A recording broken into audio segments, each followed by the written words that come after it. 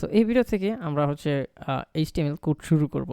So code শুরু করার জন্য আমি একটু অর্গানাইজেশন করি যাতে আমাদের কাজের স্পিড বাড়ে। তো এই জন্য আপনি করবেন কি, আপনার ব্রাউজারটা আমি হচ্ছে গেস্ট মোডে নিয়ে নিতেছি। এই ব্রাউজারটা, এটা হচ্ছে ব্রাউজার আমার। এই ব্রাউজারটা ধরে এভাবে স্ক্রিনের রাইটে অথবা লেফটে আপনি যে জায়গায় পছন্দ করেন এভাবে দিবেন, এবং লেফটে আমি হচ্ছে কোডের এডিটরটা, অর্থাৎ এখানে আমি কোড করব, এখানে আমি সরাসরি রেজাল্ট দেখব। হ্যাঁ, এখানে আমি সেভ দেওয়ার সাথে সাথে এইখানে এটা চলে আসবে। হ্যাঁ, তো আমি এটা কি করে কি, এখন এই যে ওপেন উইথ লাইভ সার্ভার, এটাতে ওপেন করে নিই। হ্যাঁ, এখন এটাতে ওপেন হবে, এখানে ওপেন হয়ে গেল। এই যে 127.0.0 এটা হচ্ছে সার্ভারের লিঙ্ক, লোকাল সার্ভার। সো এখন আমি হচ্ছে এইচটিএমএল কোড শুরু করব। সো এইচটিএমএল কোড শুরু করার জন্য ফার্স্টে আমাকে করতে হবে কি,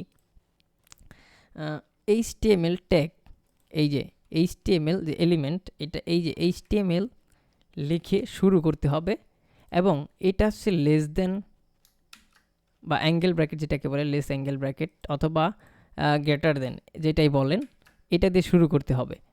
এটা পরে দেই। তো শুরু করতে হবে এবং এটাকে আবার শেষ করতে হবে, অর্থাৎ এটাকে বলে ওপেনিং ট্যাগ।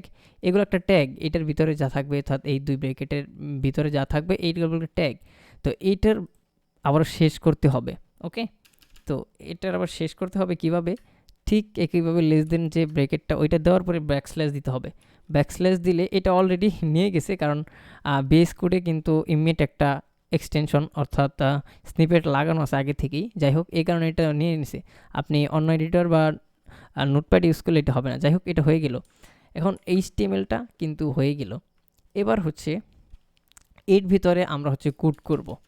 তো ওয়েবসাইটের কোনো কিছু তথ্য, মানে যত তথ্য থাকে তা হচ্ছে হেড ট্যাগের ভিতরে। তো হেড ট্যাগ আমরা লিখে নেই যে কীভাবে হেড ট্যাগ, এই যে আপনি যদি বেস কোড ইউজ করেন আপনাকে কিন্তু সব কোড আসলে লিখতে হবে না, আপনি জাস্ট হেড এভাবে লিখবেন, ডাবল ক্লিক করবেন, এই যে ওপেনিং ক্লোজিং ট্যাগ হয়ে গেছে।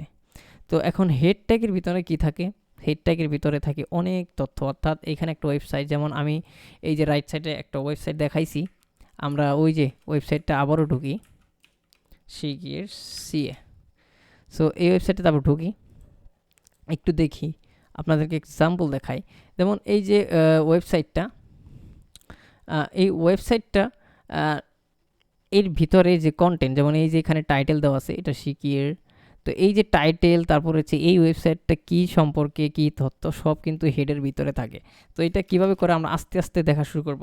এখন আমরা দেখি যে ওয়েবসাইটের কিন্তু একটা টাইটেল আছে, এই যে টাইটেল, যেমন এখানে টাইটেল দেওয়া আছে। তো আমরা এই টাইটেলটা পাওয়ার জন্য কি করব, টাইটেল লিখব, এটার ওপেনিং এবং ক্লোজিং করব, এবং ধরেন আমরা লিখলাম ফার্স্ট ওয়েবসাইট লিখলাম। তো আমরা লিখলাম এটা আমাদের হচ্ছে ফার্স্ট ওয়েবসাইট।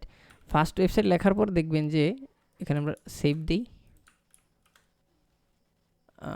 আমাদের হয়তো বা কোথাও ভুল হচ্ছে, এনিওয়ে। সো এখানে দিই ফার্স্ট ওয়েবসাইট, এবং এখানে দিই, এই যে এখানে দেখেন ফার্স্ট ওয়েবসাইট চলে আসছে। হ্যাঁ, আবার দিই, এখানে ফার্স্ট ওয়েবসাইট চলে আসছে। তো এখন এই যে ওয়েবসাইটের যে বডি, এই যে ওয়েবসাইটের ভিতরে যা কন্টেন্ট আছে, যত কন্টেন্ট আছে, এই যে কন্টেন্টগুলো, এই যত কন্টেন্ট, এগুলো হয় বডি ট্যাগের ভিতরে।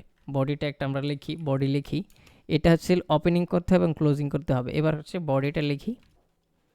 তো লেখার পরে এই যে এটা নিচে রাখবো, এবং এর ভিতরে আমরা হচ্ছে সব কাজ করবো। এখন কিন্তু ওয়েবসাইট ফাঁকা। হ্যাঁ, আমরা একটু সেভ দিই।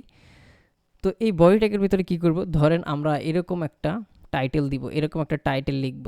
তো টাইটেলটা আমরা এখান থেকে ধরেন কপি করলাম, এই টাইটেলটা আমরা লিখবো আমাদের ওয়েবসাইটে, আমরা যেহেতু বানাইতেছি।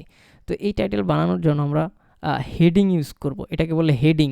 তো হেডিং লেখার জন্য H1 লিখতে হয়, এবং H1 লিখতে হয়, এবং ধরেন এখানে আমরা লিখলাম হচ্ছে ওই জিনিসটা কপি করলাম, এই দেখেন এখানে চলে আসছে, এখানে হেলথ কেয়ারটা দিলে, যাই হোক। তো এটা হচ্ছে হেলথ কেয়ার, মানে হেডিং এবং ক্লোজিং ট্যাগ যেটা আমরা হচ্ছে এখন ব্যবহারগুলো শিখলাম। এরপর হচ্ছে এই হেডিংয়ের 6টা ভার্সন আছে, মানে এটা হচ্ছে সবচাইতে বড়। তারপর হচ্ছে আপনি যদি H2 দেন, H2 দিলে আবার হচ্ছে একইভাবে এটা ছোটো হতে থাকবে। আবার যদি H3 দেন, এরকম 6টা। তারপর হচ্ছে আবার H4, তারপর হচ্ছে H5, H5, তারপর হচ্ছে H6, সরি। তো এইভাবে হচ্ছে 6টা এরকম ছোট বড়, বড় থেকে ছোট, H1 সবচেয়ে বড়, তারপরে এইভাবে ছোট ছোট হতে থাকবে। তো এখন কথা হচ্ছে আপনাদের এখন একটা জিনিস দেখাবো, সেটা হচ্ছে খুব সহজে এত কোড লেখার দরকার নেই, এভাবে মানে এই স্ট্রাকচারটা কীভাবে আনবেন, এটা জাস্ট এভাবে রিমুভ করে দেন। আপনারা করবেন কি, HTML লিখলে এখান দেখবেন যে HTML5 নামে একটা জিনিস আছে, এইটাতে ক্লিক করবেন এবং এই যে এই ডক টাইপটা কিন্তু HTML এর উপরে লিখতে হবে। কেন লিখতে হবে?